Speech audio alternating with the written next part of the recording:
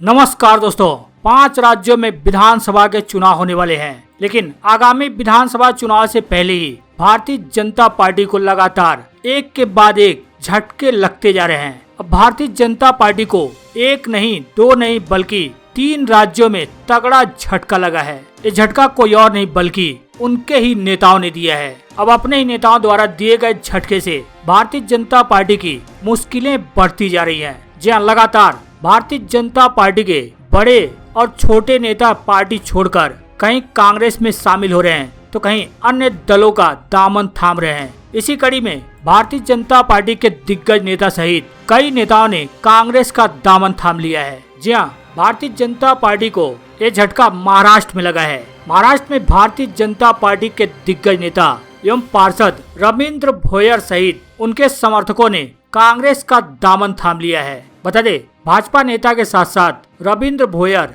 RSS के कट्टर समर्थक रहे हैं। अब वो कांग्रेस पार्टी में शामिल हो गए हैं। रविंद्र भोयर सहित उनके समर्थकों को कांग्रेस पार्टी में शामिल होने के दौरान महाराष्ट्र के मंत्री नितिन राउत और सुनील केदार के साथ साथ नागपुर शहर कांग्रेस कमेटी के अध्यक्ष विकास ठाकरे उपस्थित रहे। इनकी उपस्थिति में ही इन सभी को कांग्रेस की सदस्यता दिलाई गई। बता दें, राज्य में होने वाले विधान परिषद चुनाव को देखते हुए भोयर ने पिछले दिनों भारतीय जनता पार्टी से इस्तीफा दे दिया था। वहीं झारखंड में भी हेमंत सोरेन ने भारतीय जनता पार्टी को तगड़ा झटका दिया है। 13 नेताओं ने भारतीय जनता पार्टी का दामन छोड़ते हुए हेमंत सोरेन की पार्टी जेएमएम का दामन थाम लिया है। बता दें, इस बात की जानकारी खुद जेएमएम ने अपने आधिकारिक ट्विटर हैंडल से दिया है। झारखंड मुक्ति मोर्चा ने जानकारी देते हुए बताया कि आज कार्यकारी अध्यक्ष श्री हेमंत सोरेन की उपस्थिति में गिरिडीह जिला के 13 भाजपा सदस्यों, जिनमें जिला कार्यकारिणी सहित अनुसूचित मोर्चा उपाध्यक्ष ने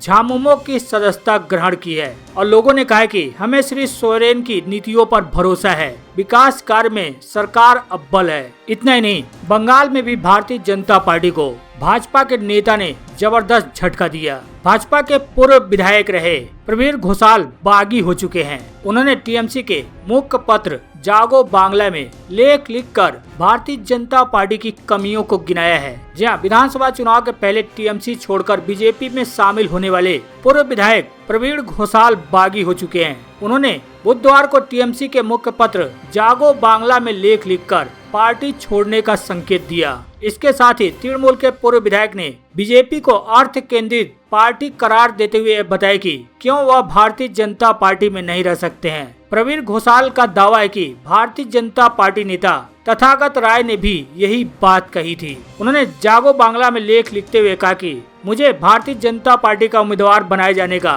बीजेपी के कुछ नेताओं ने विरोध किया था। उन्होंने असमंजस में बीजेपी में अपनी यात्रा शुरू की थी। चुनाव के दौरान बीजेपी के बड़ी संख्या में कार्यकर्ताओं ने उन्हें प्रचार में सहयोग नहीं किया था। इस कारण चुनाव के पहले ही टीएमसी भारतीय जनता पार्टी से मैच जीत चुकी थी। अब भारतीय जनता पार्टी में लगभग 60 शाखा संगठन है और सभी संगठन के लोग खुद को नेता समझते हैं। कोई कार्यकर्ता नहीं है और सभी की अपनी मांगे हैं। तो जैसा कि आपको बता दें, इससे पहले भी बंगाल में कई भारतीय जनता पार्टी के दिग्गज नेता पार्टी छोड़कर टीएमसी में शामिल हो चुके हैं। हालांकि अब अटकलें ये भी लगाई जा रही हैं कि ये भी टीएमसी में शामिल हो सकते हैं।